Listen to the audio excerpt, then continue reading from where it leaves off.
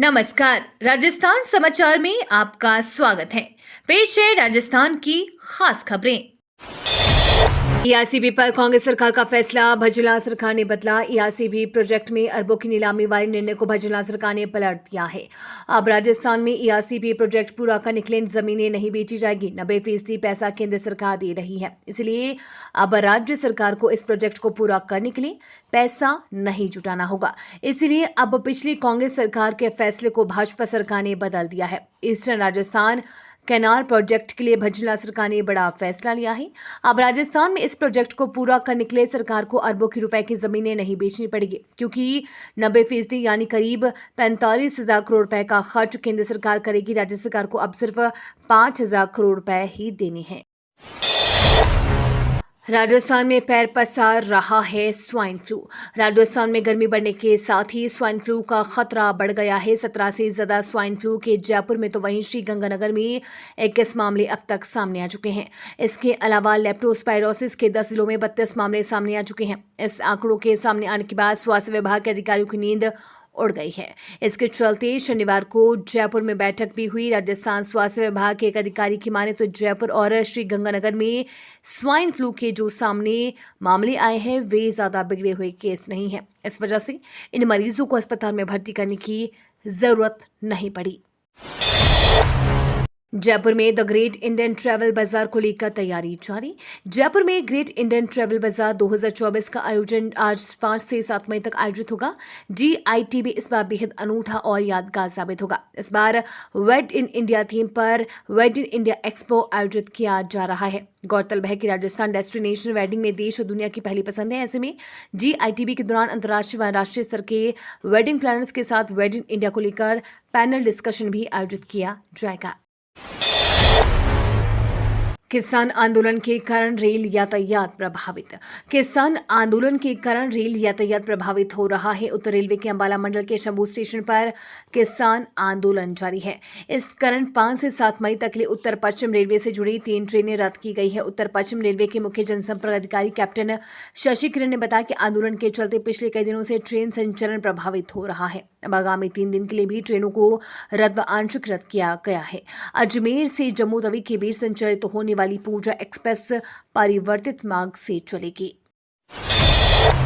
नौसेना में अग्निवीर बनने का गोल्डन चांस।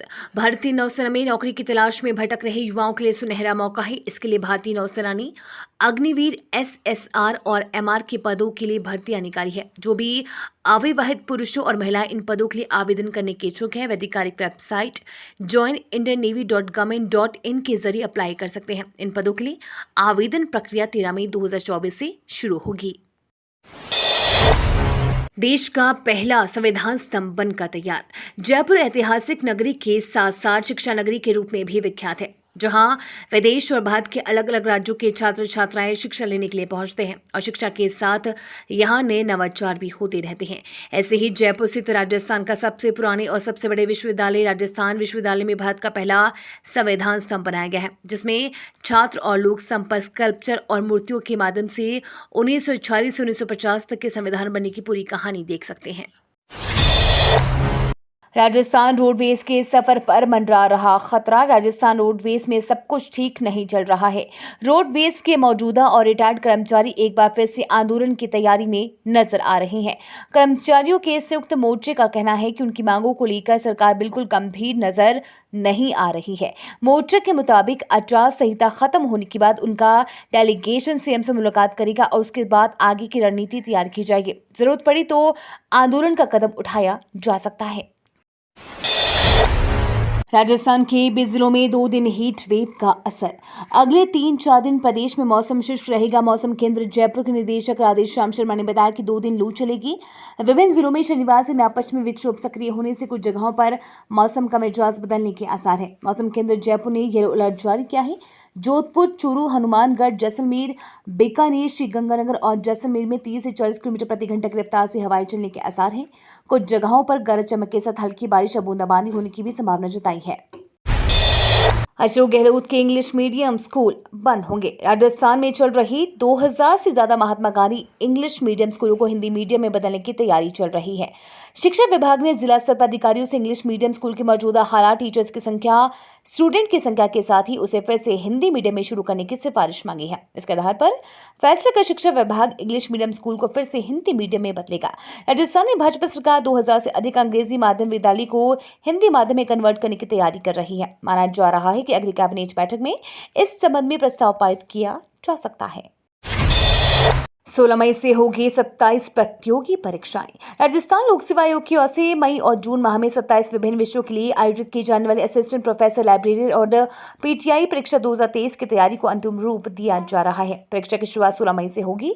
परीक्षा का दौर 2 जून तक चलेगा। आयोग के सचिव रामनिवास मेहता ने बताया कि परीक्षा के सुचितापूर्ण आयोजन और डमी अभ्यर्थियों की संभावना को रोकने के लिए आयोग की ओर से इस परीक्षा से अभ्यर्थियों की हैंडराइटिंग का नमूना भी अटेंडेंस शीट पर लिया जाएगा। इसी प्रकार अटेंडेंस शीट पर अभ्यर्थी की स्पष्ट और बड़ी फोटो प्रिंट की जाएगी ताकि परीक्षा केंद्र पर वीक्षकों की ओर से अभ्यर्थी की पहचान पूर्णता सुनिश्चित करते हुए डमी अभ्यर्थियों को रोका जा सके।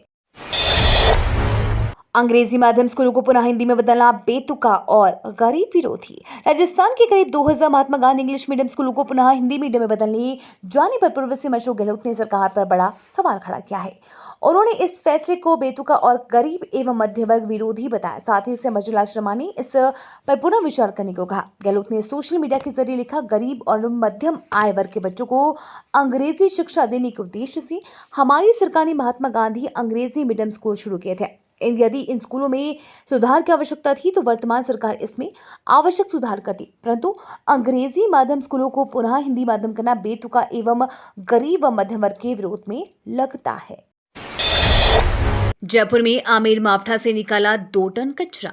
जयपुर को स्वच्छता सर्वेक्षण में नंबर 1 बनाने के लिए नगर निगम हेरिटेज द्वारा हर संभव कोशिश की जा रही है। इसके तहत शनिवार को आमेर स्थित मावठा सरोवर में विशेष अभियान चलाया गया। इस दौरान 2 घंटे में 2000 लोगों ने मावठा सरोवर से 2 टन से ज्यादा कचरा इकट्ठा किया। इस दौरान नगर निगम के 1000 से ज्यादा अधिकारियों कर्मचारियों के साथ ही सिंगर रविंद्र उपाध्याय और कनिका के साथ विभिन्न सामाजिक संगठनों और शैक्षणिक संस्थाओं के प्रतिनिधि भी शामिल हुए।